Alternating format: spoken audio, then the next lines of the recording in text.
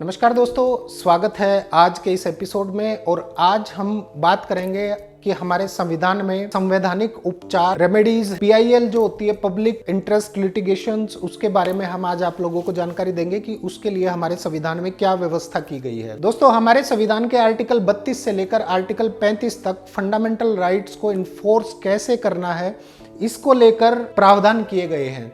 यहाँ एक बात ध्यान देने की है कि हमारे संविधान में दिए गए मौलिक अधिकारों को लेकर उपचार से संबंधित प्रावधान भी मौलिक अधिकार ही हैं, यानी उपचार या रेमेडीज भी मौलिक अधिकार की श्रेणी में ही आते हैं। उपचार या रेमेडीज हमारे संविधान में गारंटी के रूप में उपलब्ध हैं, क्योंकि मौलिक अधिकारों के उपचार के संबंध में यदि कोई स्पष्ट व्यवस्था या प्रावधान नहीं होंगे तो मौलिक अधिकारों के अतिक्रमण या हनन होने की संभावना अधिक होती है।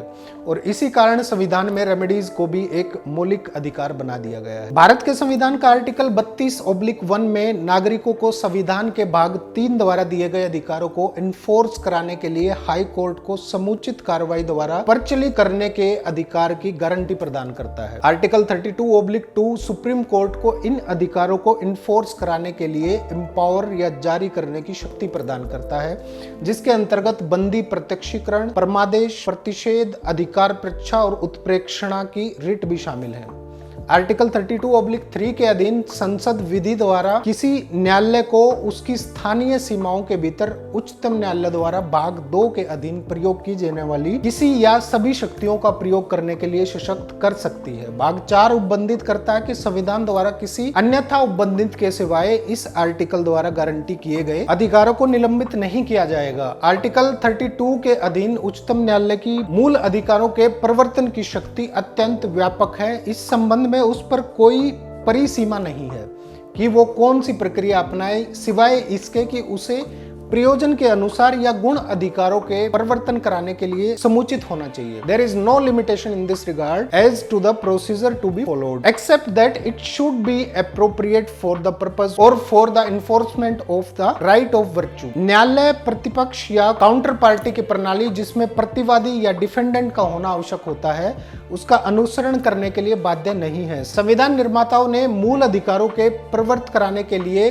कोई विशेष प्रक्रिया नहीं विहित की है, क्योंकि वो जानते थे कि भारत जैसे देश के लिए जहां इतनी निर्धनता और अशिक्षा है, वहां मूल अधिकारों को एनफोर्स करने के लिए कोई सूत्र या कार्यवाही जोड़ देना इस उपचार के अधिकार को विफल करने जैसा है। भारत के संविधान में दिए गए मौलिक अधिकार केशवानंद भारती के मामले में संविधान का आधारभूत ढांचा करार दिए गए हैं, आधारभूत ढांचा बताए गए हैं।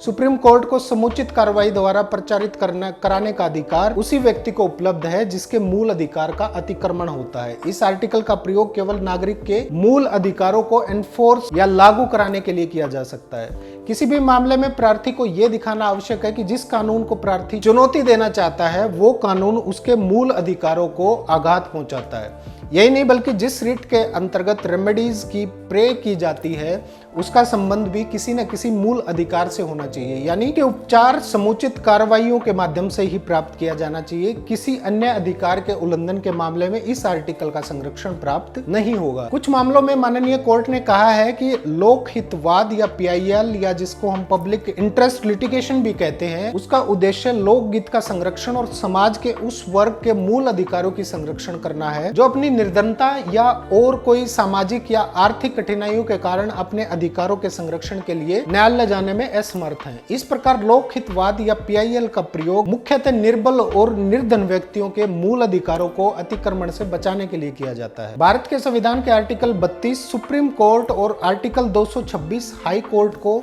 न्यायिक पुनः अवलोकन या जुडिशियल रिव्यू की शक्ति प्रदान करता है। अपनी शक्ति के अधीन भारत का उच्चतम न्यायालय और भारत के राज्यों के उच्च न्यायालय विधानमंडल द्वारा पारित किए गए किसी भी ऐसे अधिनियम को असंवैधानिक घोषित कर सकते हैं जो संविधान के भाग 3 द्वारा बताए गए मूल अधिकारों पर गलत प्रभाव डालते हों। आर्टिकल 32 के अधीन उच्चतम न्यायालय और आर्टिकल 226 के अधीन उच्च न्यायालय जुडिशियल रिव्यू संविधान के आधारभूत ढांचे का एक अभिन्न अंग बताया गया है और संसद की कोई शक्ति इन संवैधानिक मामलों में मूल अधिकारों को लागू करने की शक्ति को ना तो वर्जित कर सकती है और ना ही उसको कम कर सकती है।